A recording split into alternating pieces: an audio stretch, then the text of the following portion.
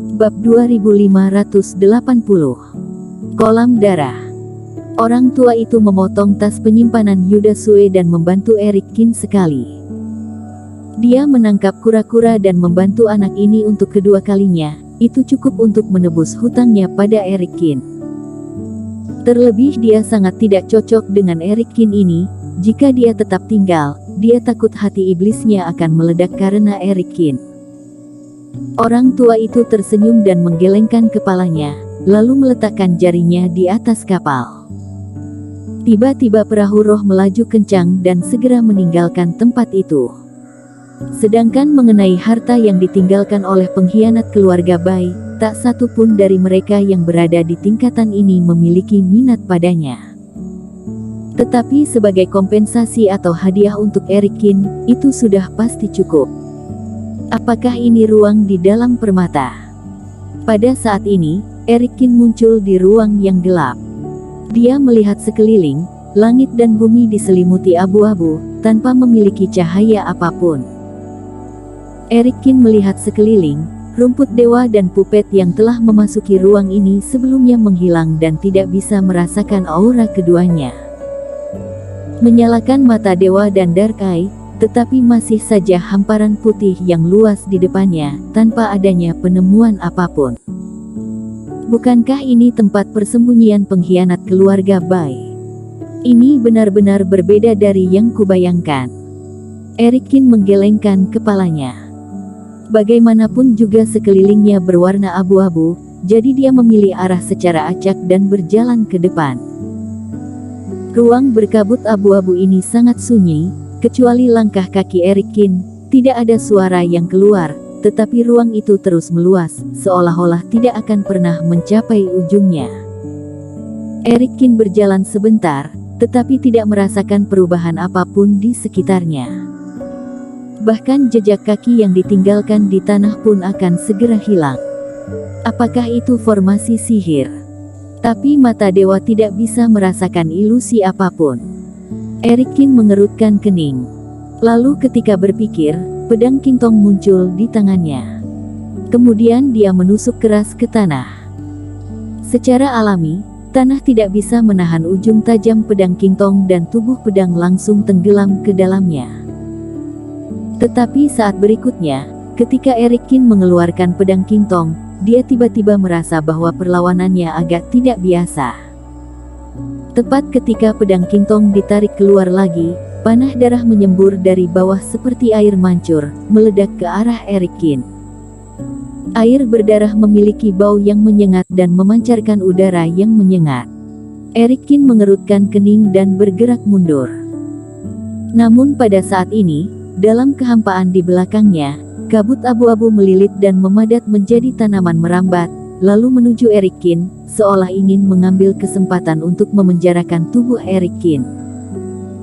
Tubuhnya berada di udara, Eric Kin tampaknya memiliki mata di belakang kepalanya dan pedang Kingtong terbang keluar secara otomatis dan menebas ke belakang. Tanaman merambat hancur dan Eric Kin lolos dari serangan panah darah. Dan darah yang jatuh ke tanah menyebabkan pupil mata Eric Kin sedikit mengecil, bahkan membuat bumi menjadi lubang besar. Jika darah ini jatuh pada diri sendiri, sepertinya hasilnya tidak akan terlalu baik. Darah macam apa ini? Bagaimana darah bisa keluar dari lumpur? Jatuh ke tanah lagi, Eric Kin menekan tangannya ke tanah, memancarkan reiki dan menyelidiki situasi bawah tanah.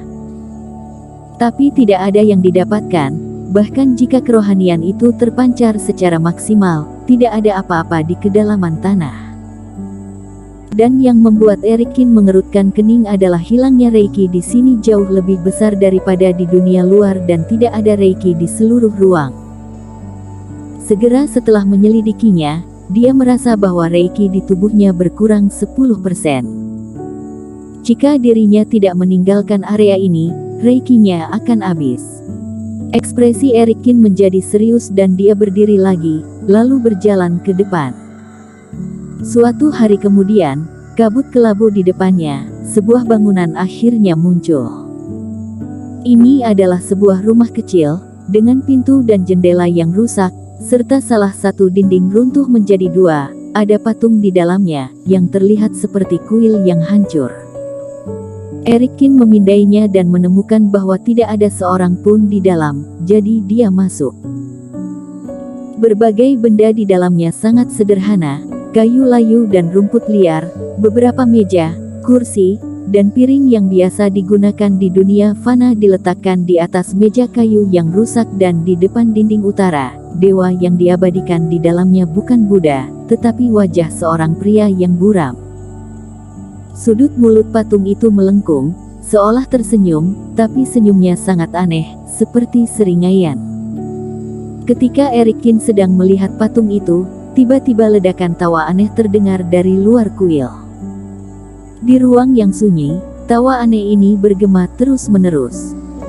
Suaranya keras dan tajam, seperti tawaan tragis hantu jahat, dengan fluktuasi khusus yang membuat orang mendengarnya dan hatinya tidak bisa menahan gemetar. Erikin keluar dari kuil yang hancur, tetapi suara keras itu tiba-tiba berhenti. Ketika Erikin kembali ke kuil lagi, suara itu berdering lagi.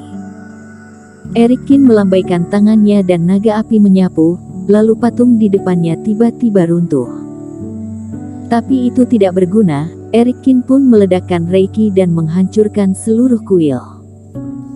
Tawa akhirnya berhenti, tetapi ketika Erikin berjalan keluar dari reruntuhan kuil yang hancur, dia melihat ke belakang lagi, kuil itu pulih kembali seperti semula, seolah-olah dia tidak melakukan apa-apa. Erikin mengerutkan kening lebih dalam dan menatap ke langit. Ruang ini sangat aneh. Tanah dan sekitarnya telah dijelajahi oleh dirinya dan sepertinya hanya langit yang tampaknya memiliki sesuatu yang menghalangi kerohanian, hingga dia tidak dapat melihat petunjuk dengan jelas. Namun sejak perjalanannya, dia tidak pernah terbang ke atas untuk melihatnya.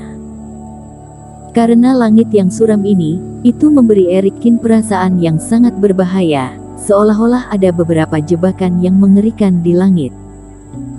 Sosok itu tiba-tiba bergerak dan Erikin akhirnya tidak memilih untuk terbang ke udara untuk menyelidiki, tetapi mempercepat penerbangannya dan meninggalkan kuil yang hancur. Setelah itu, tidak ada perubahan di sepanjang jalan dan Erikin terbang selama 3 hari. Pada titik ini, Erikin telah sepenuhnya memastikan sesuatu, tetapi tidak ada perubahan dalam ekspresinya. Sebaliknya, kulitnya menjadi sedikit pucat karena pelepasan Reiki yang konstan. Reikinya terus-menerus digunakan dan tidak dapat diisi ulang di sini. Semua yang ada di tubuh hilang, kecuali harta di lautan kesadaran. Hingga 3 hari kemudian, tidak jauh dari Erikin, sebuah bangunan baru muncul kembali.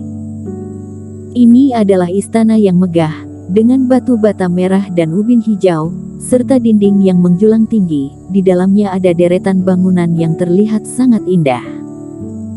Dan yang benar-benar berbeda dari sebelumnya adalah ada cahaya di istana ini.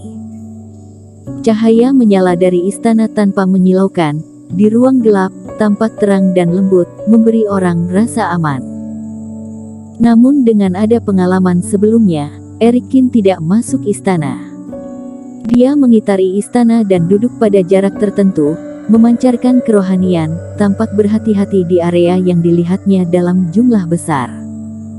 Hingga dia melihat istana secara menyeluruh. Erikin hanya berjalan ke gerbang istana, ekspresinya ragu-ragu, tetapi pada akhirnya, dia menghela nafas dan membuka gerbang. Tetapi pada saat ini, kekuatan isap lahir di gerbang dan Erikin tiba-tiba ditarik ke dalam istana. Pada saat ini, Erikin melihat lagi, di mana ada beberapa istana yang megah, lalu tempat dia berdiri adalah kolam darah. Pada saat yang sama, ledakan tawa liar terdengar dari kabut abu-abu di langit. Bodoh, bodoh, manusia adalah makhluk yang sombong dan penakut.